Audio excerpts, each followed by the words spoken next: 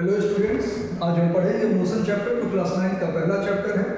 तो motion chapter का एक टॉपिक है इक्वेशन ऑफ मोशन, जिसका डेरिवेशन पढ़ना है। तो वही एक्सप्लेन करते हैं अभी। तो यहाँ पढ़ते हैं, चैप्टर का नाम है मेरे मोशन, और जो टॉपिक पढ़ना है उसका नाम है equations of motion. Equation of motion होते कितने टाइप के? तीन टाइप के इक्वेशन ऑफ मोशन होते हैं। पहला होता है v is equal to u plus at, दूसरा होता है s is equal to ut plus half at square, और तीसरा होता है v square is equal to u square plus 2as। अब इस तीनों में देखिए, इसको हम तीन अलग अलग मेथड से डिराइव कर सकते हैं। सबसे पहले इसको डिराइव करते हैं ग्राफिकल मेथड से, फिर डिराइव करते हैं इसको अलजेब्रिक मेथड से, और फिर डिराइव करते हैं कैलकुलस मेथड से। तो क्लास 9 में हमें जो पढ़ना है वो पढ़ना है ग्राफिकल मेथड से। तो अभी हम इसको ग्राफिकल मेथड से रिप्रेजेंट करेंगे, डिराइव करेंगे और आपको एक्सप्लेन करेंगे। तो एक्सप्लेनेशन से पहले जान लें इसमें बहुत सारे टर्म यूज किए गए, जैसे S U V A T, ये है क्या? तो प्रीवियसली हमने पढ़ा था लास्ट क्लास में कि v को कहते हैं हम final velocity,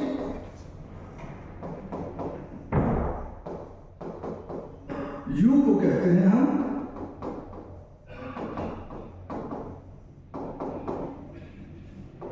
initial velocity, t मेरा होता है टाइम, s मेरा होता है डिस्प्लेसमेंट,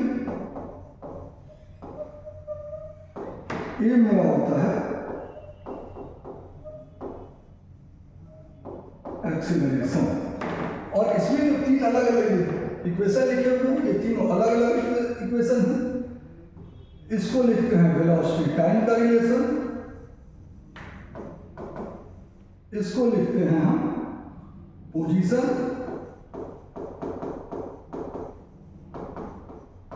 टाइम का रिलेशन, और इसको लिखते हैं पोजीशन वेलोसिटी का रिलेशन। तो यहां से हम ग्राफिकल मेथड से इसको डिराइव करेंगे। अब इसको डिराइव कैसे करेंगे एक्सप्लेन कर लेंगे। देखिए, सबसे पहले एक ग्राफ प्लॉट कर लेते हैं। ये एक हमने ग्राफ प्लॉट की, ये हो गया एक्स एक्सिस और ये हो गया वाई एक्सिस। एक्स एक्सिस पर हमने, ये हो गया ओरिजिन। एक्स एक्सिस पर हम रिप्रेजेंट करते हैं टाइम को, वाई एक्सिस पर रिप्रेजेंट करते हैं हम वेलोसिटी। तो लेट्स सपोज कि ऑब्जेक्ट अगर इनिशियल 0 टाइम पर उसकी इनिशियल वेलोसिटी कुछ u थी, और t टाइम पर उसकी वेलोसिटी इंक्रीज होकर कुछ v हो गई। इसको यहां से डॉट लाइन से रिप्रेजेंट कर दीजिए। ये हो गया टाइम t। तो मान लेते हैं कि t टाइम पर उसकी वेलोसिटी कुछ v हो गई, इनिशियली उसकी वेलोसिटी थी u। इस यहां हमें दिखता है, और हम जानते भी पढ़ चुके हैं कि vt ग्राफ का जो स्लोप होता है वो हमें क्या देता है? एक्सेलरेशन देता है। तो यहां हम लिख देते हैं स्लोप ऑफ vt ग्राफ क्या होता है?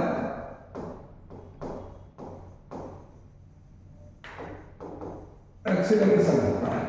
तो अगर हमें यहां से पहला इक्वेशन डिराइव करना है जो है v is equal to u plus at, तो यहां से स्लोप हमें दिख रहा है इस vt ग्राफ का, तो इसका स्लोप निकाल लेंगे। अब इसको o कह देते हैं, यहां इस पॉइंट को a कह देते हैं, इस पॉइंट को b कह देते हैं, यहां से एक लाइन ड्रॉ कर देते हैं, इसको c कह देते हैं और इसको d कह देते हैं।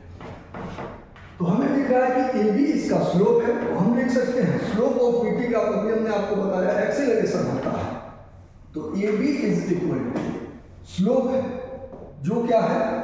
एक्सेलरेशन है। और एक्सेलरेशन के बारे में हमने पढ़ा है कि एक्सेलरेशन इज इक्वल टू होता है change in velocity upon time. तो चेंज इन वेलोसिटी का मतलब है final velocity minus initial velocity upon time. तो फाइनल वेलोसिटी को हम लिखते हैं vd, इनिशियल वेलोसिटी को लिखते हैं oe, और टाइम को लिखते हैं हम od।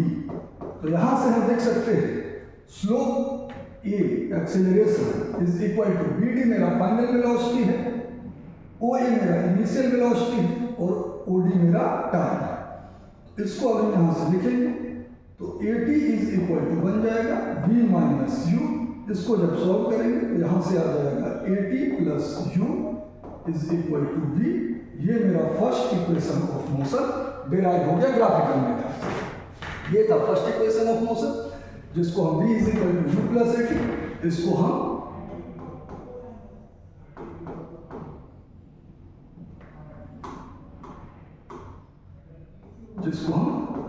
वेलोसिटी टाइम रिलेशन कहते हैं। अब से हम दूसरा इक्वेशन ऑफ मोशन डिराइव करेंगे ग्राफिकल मेथड से। दूसरा इक्वेशन मेरा है S is equal to UT plus half AT square. इसको हम कहते हैं position time relation. Graphical method से इसको भी सॉल्व करें तो फिर से वही ग्राफ प्लॉट करते हैं। ये हो गया मेरा एक्स एक्सिस, ये हो गया वाई एक्सिस, ये हो गया ओरिजिन। वही ग्राफ प्लॉट करेंगे जो हमने पिछली बार करा था। ये हो गया इनिशियल वेलोसिटी, ये हो गया फाइनल वेलोसिटी, यहाँ हो गया टाइम टी। इसको ओ ए, इस पॉइंट को बी कहते हैं, इसको सी और इसको डी। अब देखिए हमने ये पढ़ा था प्रीवियस क्लासेस में कि एरिया अंडर वीटी ग्राफ जो होता है, इस पर हमने वेलोसिटी भी नोट किया और यहाँ हमने टाइम भी नोट किया एक्स एक्सिस पे। तो एरिया अंडर वीटी ग्राफ हमें क्या देता है? तो वीटी ग्राफ का एरिया हमें देता है डिस्प्लेसमेंट। तो यहाँ हम लिख देते हैं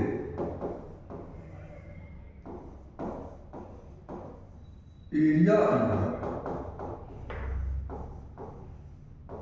वीटी क्या देता है?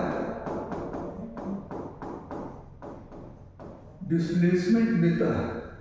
और डिस्प्लेसमेंट को हम इससे डिनोट करते हैं। तो अब आप बताएं कि हमें एरिया फाइंड करने के लिए हमें दिख रहा है कि एक राइट एंगल ट्रायंगल दिख रहा है और एक रेक्टेंगल दिख रहा है। तो अगर दोनों का एरिया निकालें और उसको सम कर देंगे तो क्या हमें एरिया मिल जाएगा इस पूरे फिगर का? तो एरिया निकालने के लिए हम लिख सकते हैं area displacement is equal to area triangle ABC plus area rectangle OAC। अब एरिया ऑफ ट्रायंगल ABC क्या हो जाएगा? तो ये हो जाएगा half into B into H plus area of rectangle क्या हो जाएगा? L into D. तो यहां से लिखा जा सकता है, यहां से लिखा जा सकता है half into right angle triangle का बेस AC है और हाइट उसका BC है प्लस लेंथ OD और ब्रेथ इसका हो गया इंटू OE।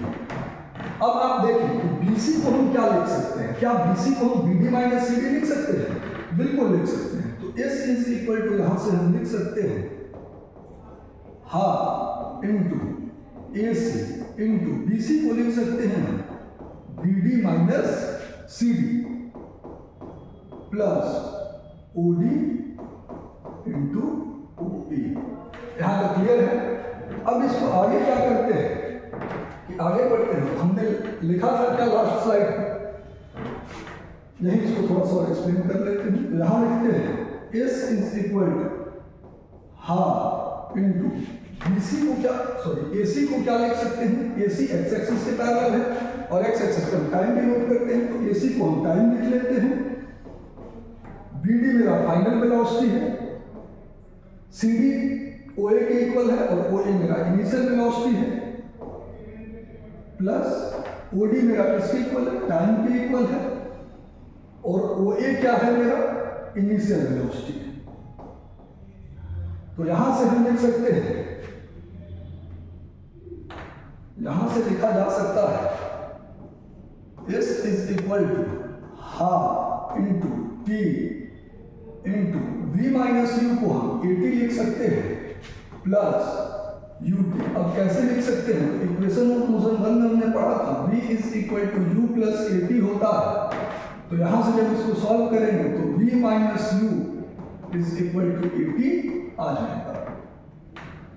तो हम यहां से लिख सकते हैं अब इसको जब सॉल्व किया जाएगा आगे तो s is equal to half into AT² plus UT बनेगा, जिसको हम देख सकते हैं s is equal to UT plus half AT²। और यही मेरा इक्वेशन ऑफ मोशन सेकेंड था, जिसको हम पोजीशन टाइम का रिलेशन कहते थे। तो अभी हमने देखा कि हमने यहाँ दो इक्वेशन सॉल्व कर लिए। ये मेरा सेकंड इक्वेशन था, जिसको हम पोजीशन टाइम रिलेशन कहते थे, s is equal to UT plus half AT²। Graphical method से हमने इसको एक्सप्लेन करा। अब एक आखिरी होता है तीसरा, जिसको हम एक्सप्लेन करेंगे, जिसको कहते हैं v² is equal to u² plus 2as। इसको कहते हैं position velocity relation. Position velocity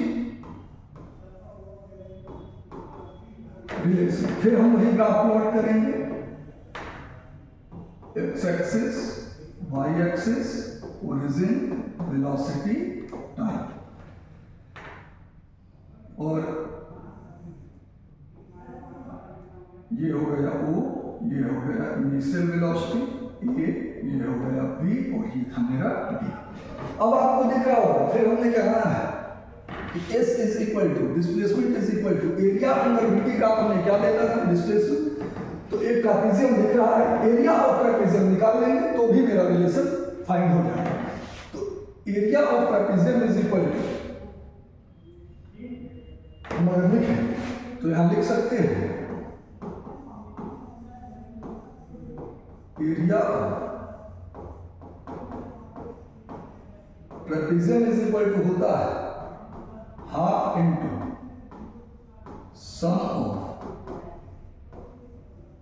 parallel side into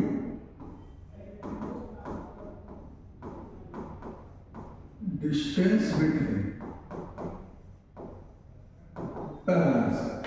तो अब देखिए half into sum of parallel side, तो यहां जो ट्रेपेजियम OABD दिख रहा है, इसमें पैरेलल साइड क्या दिख रहा है, तो हाफ इंटू पैरेलल साइड हमें दिख रहा है OA और plus BD, sum of parallel side into distance between parallel side दिख रहा है OD। तो क्या इसको हम लिख सकते हैं, S is equal to half into OA किसके इक्वल है, U के इक्वल है, BD किसके इक्वल है, V के इक्वल है और OD किसके इक्वल है, टाइम के इक्वल है। तो अब इसको हम लिख सकते हैं S is equal to half into U plus V into V minus U upon A। अब सवाल ये है कि V minus U upon A आया कहां से, तो वापस इक्वेशन ऑफ मोशन पे चलते हैं। V is equal to U plus AT होता है, यहां से हम लिख सकते हैं V minus U is equal to AT। तो यहां से T इज इक्वल टू बनता है V minus U upon A। तो यहां से हम T की जगह लेते हैं V minus U upon A। अब हमें दिख रहा है कि ये A प्लस B है और ये A माइनस B है। क्या एक अलजेब्रिक एक्सप्रेशन आपको याद है, A plus B into A minus B होता है A² माइनस B²।